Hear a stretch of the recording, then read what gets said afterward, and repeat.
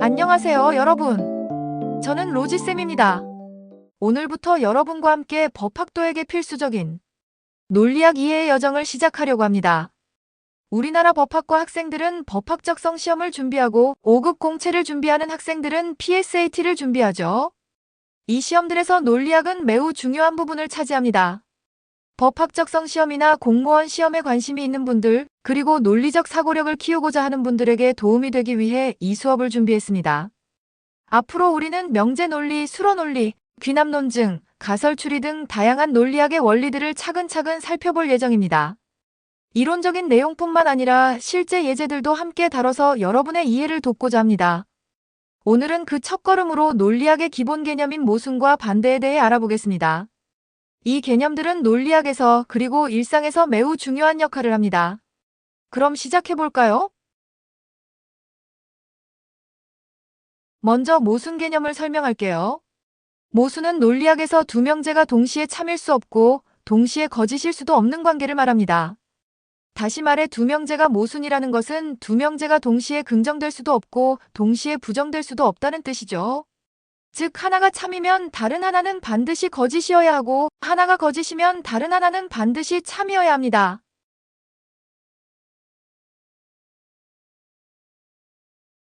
예를 들어 지금 비가 온다와 지금 비가 오지 않는다. 이 피고인은 유죄다와 이 피고인은 무죄다. 이러한 명제상들은 모순 관계에 있습니다. 누가 왜 그런지 말해줄래요? 지금 비가 온다가 참이면 지금 비가 오지 않는다는 말은 거짓이기 때문입니다. 이 피고인이 유죄라면 이 피고인은 무죄가 아니기 때문입니다. 둘 다 잘 말했어요. 그럼 반대 개념에 대해 설명할게요.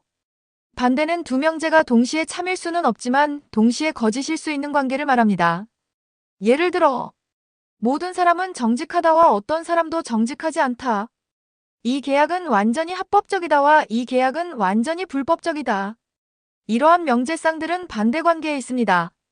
모든 사람이 정직하다가 참이면 어떤 사람도 정직하지 않다는 말이 동시에 참일 수 있나요? 둘 다 참일 수는 없죠.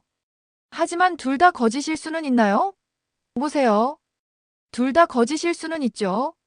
예를 들어 일부 사람만 정직하면 모든 사람은 정직하다는 말은 참인가요? 거짓인가요? 거짓이죠. 일부 사람이 정직하면 어떤 사람도 정직하지 않다는 말은 참인가요? 거짓인가요? 그래요. 이 말도 거짓입니다. 일부 사람은 정직하니까요. 이 계약은 완전히 합법적이다와 이 계약은 완전히 불법적이다는 어떤지 생각해보세요. 이 계약은 완전히 합법적이다가 참이면 이 계약은 완전히 불법적이다는 거짓이라 둘 다 참일 수는 없는데요. 계약의 일부는 합법적일 수 있으니까 두 말 다 거짓일 수는 있는 것 같습니다. 그렇죠. 대한 학생 아주 잘 말했어요. 자, 그럼 모순과 반대의 차이점을 다시 한번 정리하겠습니다.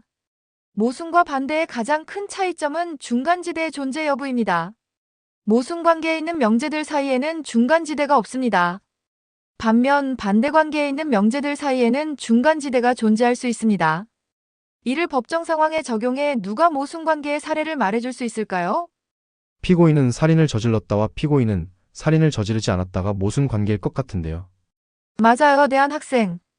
그 두 명제는 모순 관계입니다. 피고인은 살인을 저질렀거나 저지르지 않았거나 둘 중 하나일 수밖에 없고 둘 다일 수는 없죠. 그럼 반대 관계의 예를 생각해 볼 사람? 이 증인은 완전히 신뢰할 수 있다와 이 증인은 완전히 신뢰할 수 없다가 반대 관계 아닐까요? 좋은 예입니다. 한라 학생. 그 두 명제는 반대 관계입니다. 증인의 신뢰성이 부분적으로만 인정될 수 있기 때문이죠. 즉, 두 명제가 모두 거짓일 수 있는 중간지대가 존재합니다. 예를 들어 증인이 일부 사실에 대해서는 신뢰할 만하지만 다른 부분에서는 그렇지 않을 수 있습니다.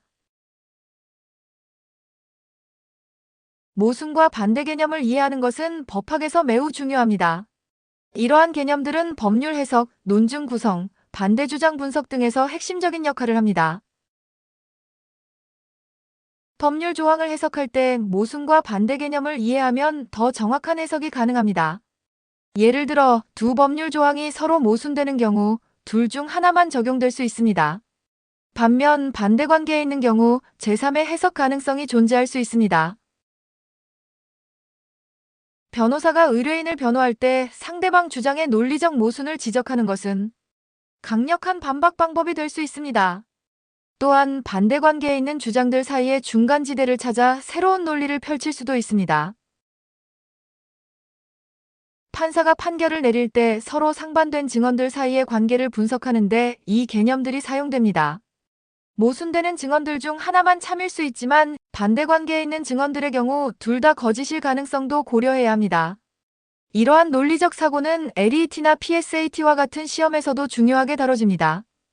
따라서 법학도들은 이 개념들을 잘 이해하고 적용할 수 있어야 합니다.